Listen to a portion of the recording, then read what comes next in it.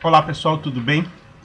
Dando continuidade aqui ao nosso estudo, né, na segunda parte, onde abordaremos aqui as questões que ficaram ausentes na primeira parte: sensibilidade individual, né, fluidos e também radiações.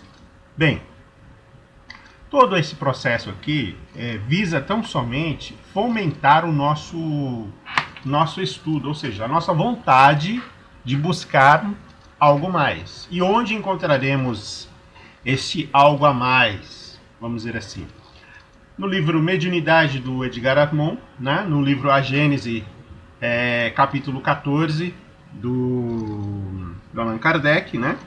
Onde é abordado essas questões, e no Passes e Radiações, né? Onde nós temos lá também dois capítulos importantes, o 8 e o 23, que tratam desse assunto. Nós falamos na aula recente, né? Aqueles que não queremos que vivam conosco, ou seja, orai e vigiai. Esse pressuposto nos arremete àquela questão obsessiva, né? Que a gente luta tanto, que cada um tem o seu, né?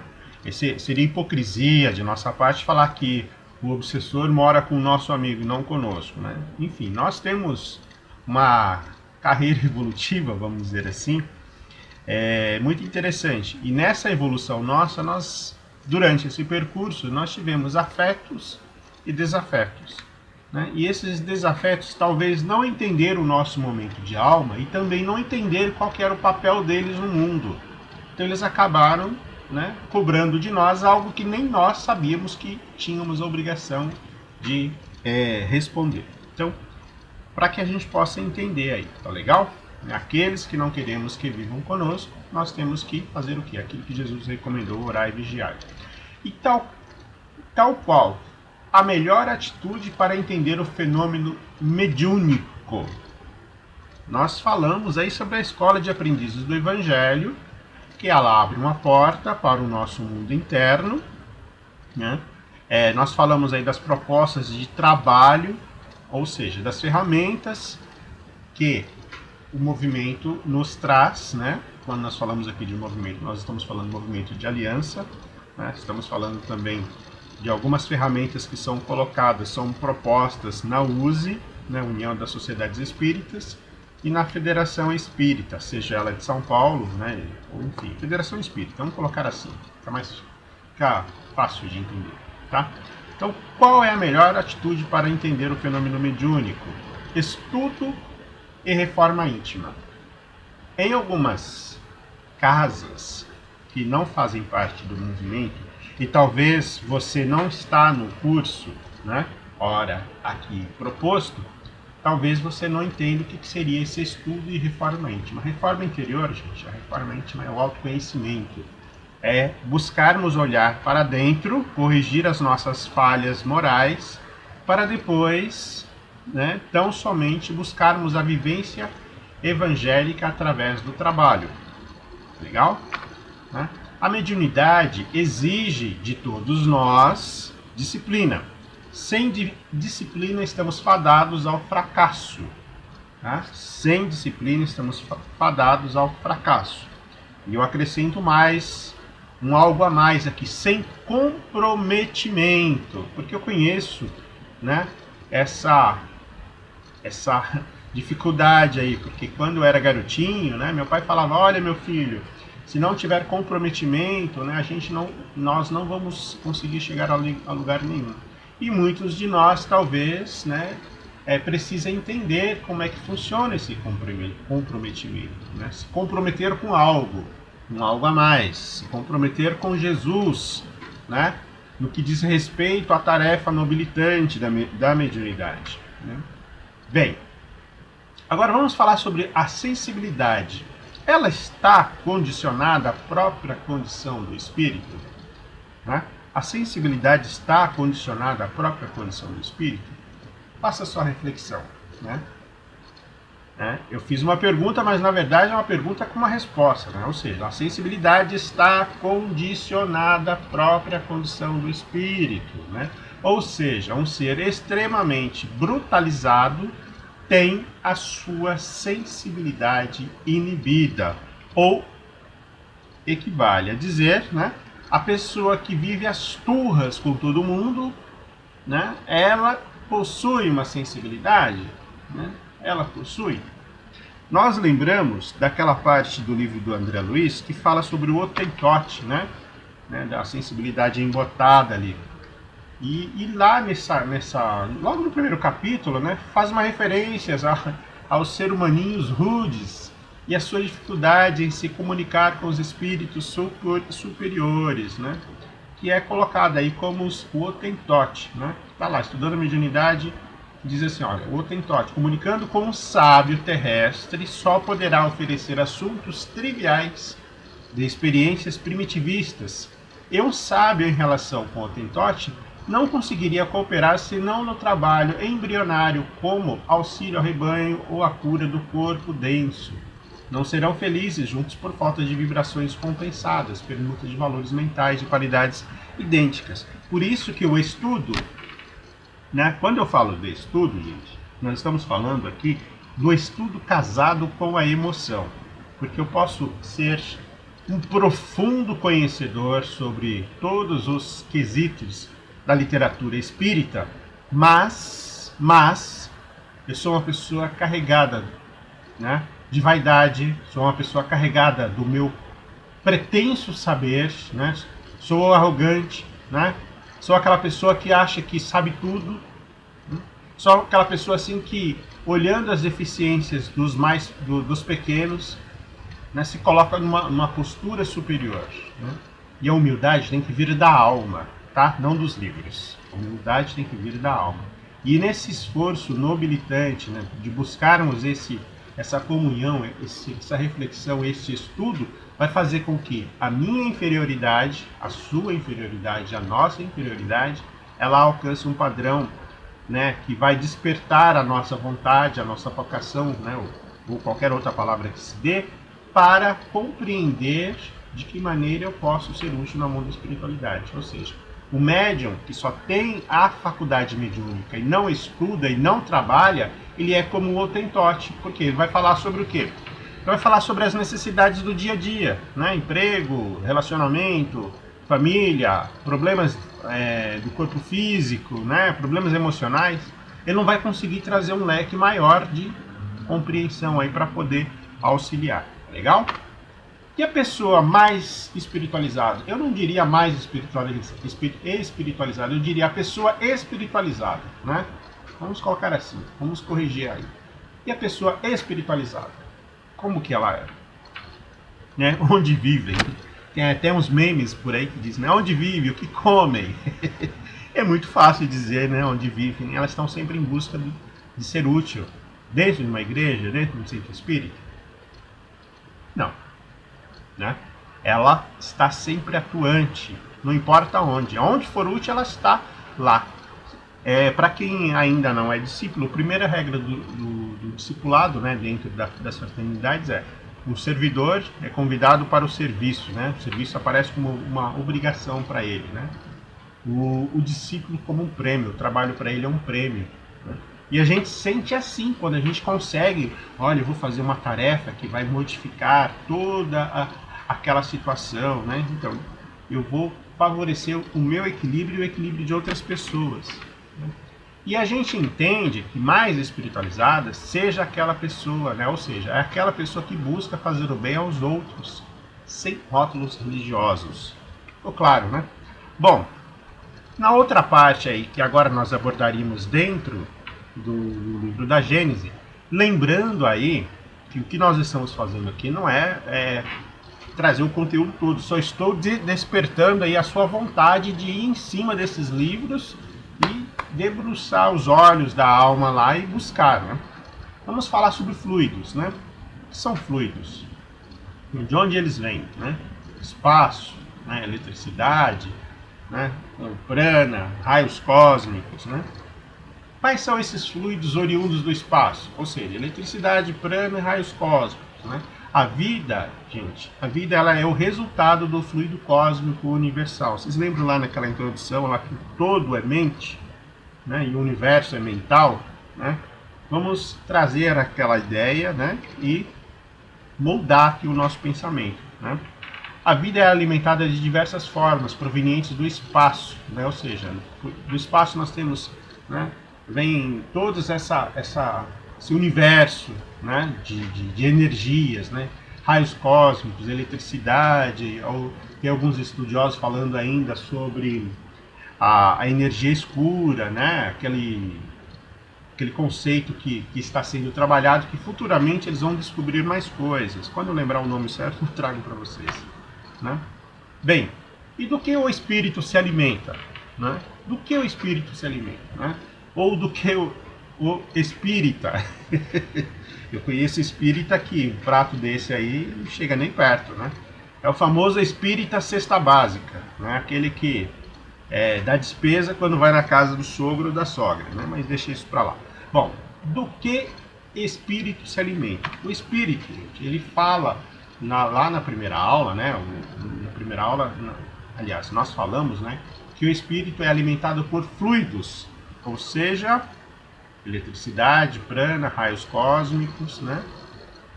E a vida, ela é alimentada por diversas maneiras. E uma delas, é o que nós estamos falando, é o fluido. E de onde provém o fluido? Do espaço, né? Do universo, né? E o prana, que é aquela energia que dá vida a tudo o que conhecemos no planeta Terra. Isso nós estamos falando no planeta Terra, nesta frequência energética que nós conhecemos e que nós estamos vivenciando as nossas encadernações, né? Ou seja, as nossas encarnações, né? Aliás, todas essas energias são, né, o resultado do fluido cósmico universal, ou seja, as energias da Terra, né, o prana, raios cósmicos universal, elas nos abastecem, mas existe uma outra energia que também alimenta a Terra, que é o Kundalini, né? O fogo Kundalini, ou Kundalini, ele é oriundo do centro da Terra. E nós vamos entender que essa é uma palavra de origem da língua índia, né? Lá da Índia, né? Na palavra sânscrita, né? O que é Kundalini, né? Ou seja, vamos ao textual, a palavra sânscrita, língua da Índia, tem sido traduzida de várias maneiras. O Kund, que significa queimar, esse é o significado essencial, pois o Kundalini é o fogo em seu sentido de abrasamento. O Kunda, né, que significa orifício ou cavidade, isso nos dá uma ideia do recipiente onde o fogo arde, e o Kundala, que significa bobina, espiral ou anel. Temos aqui uma noção do modo pelo qual o fogo atua e se desenvolve, tá? Ou seja, o Kundalini, né, que é essa junção. Vocês lembram que na medicina, né, nós temos aquele símbolo, né, da serpente subindo, né? Uma espada, algo assim, né, que representa esse fogo Kundalini aí, que é de 1900 Guaraná de rolha aí. Bem, uma outra energia que nós somos alimentados enquanto espírito, né, é o espectro solar, né? Se lembrarmos que sem o Sol nós não temos vida no planeta Terra, né? O homem sofreria, né? Não existiria, na verdade, né? Tanto de mais quanto de menos, né? Tem que existir aí um equilíbrio, ou seja, nós precisamos dessas energias do Sol para que essas energias nos abasteçam como um todo, ou seja, pelo alimento, né, que nós ingerimos, né, ou seja, para trazer ali aquela vitalidade aos nossos ossos, né. As energias do Sol, ou seja, os raios solares, elas são, né, as energias que promovem a Terra. E se a gente pegar o espectro, né, do nosso arco-íris, nós vamos teremos ali o vermelho, o laranja, o amarelo, o verde, o azul, o anil ou o índico, né, o índigo, e também o violeta. Quando nós entrarmos na parte de cromo, né, de cromoterapia, nós abordaremos com mais profundidade essa questão dos fluidos no que diz respeito às cores, ok? Então todos esses fluidos é que faz o ser humano sobreviver ou que promovem a manutenção da vida como um todo, né? Nós constantemente entramos em contato com essas energias e essas energias aguçam a nossa sensibilidade individual, né? Aqui nós temos aqui um panorama muito interessante, né? Interferências de fluidos na vida humana. Eles podem ser telepáticos, de encarnados para desencarnados, de encarnados para encarnados, de desencarnados para encarnados e desencarnados para desencarnados, tá? E a variação de intensidade, né, elas variam de intensidade e graus, né? Fluidos dos encarnados, ou os nossos, nós conhecemos como magnetismo humano, tá ok? E um detalhe, nós doamos energia o tempo todo, pensando, falando, dormindo, ou seja, em todo o tempo nós estamos doando energia. E aqui eu abro um parêntese para dizer que às vezes nós conhecemos algumas pessoas ou vamos em determinados lugares onde aquela pessoa que nos recebe, ela nos transmite algo a mais, né? É aquela pessoa assim que está sempre somando, elevando, você sai de lá revitalizado, parece que você ganhou um banho energético. E ao passo que a grande maioria, né?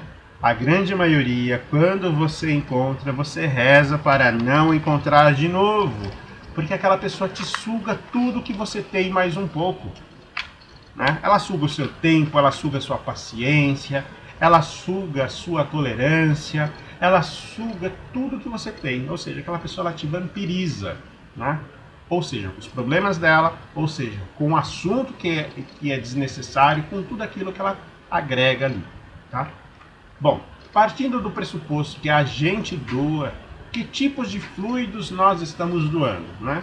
Que tipo de fluidos vocês doaram esta semana? Vamos lá, que tipo de fluidos vocês doaram essa semana? Dá um exemplo aqui, né? Graças a Deus no nosso curso nós não temos nenhum pudim de pinga, né?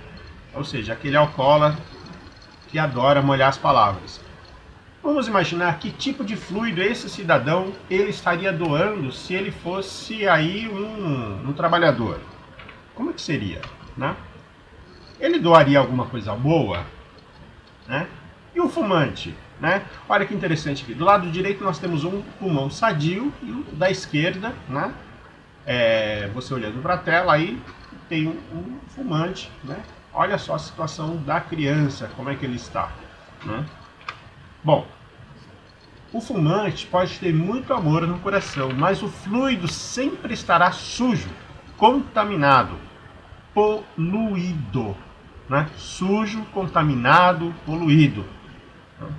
Então não basta ter apenas a boa vontade, né? Tem que saber, tem que se qualificar para tal. E o desencarnado alcoólatra e fumante? Já imaginou? Uma cena hipotética, né?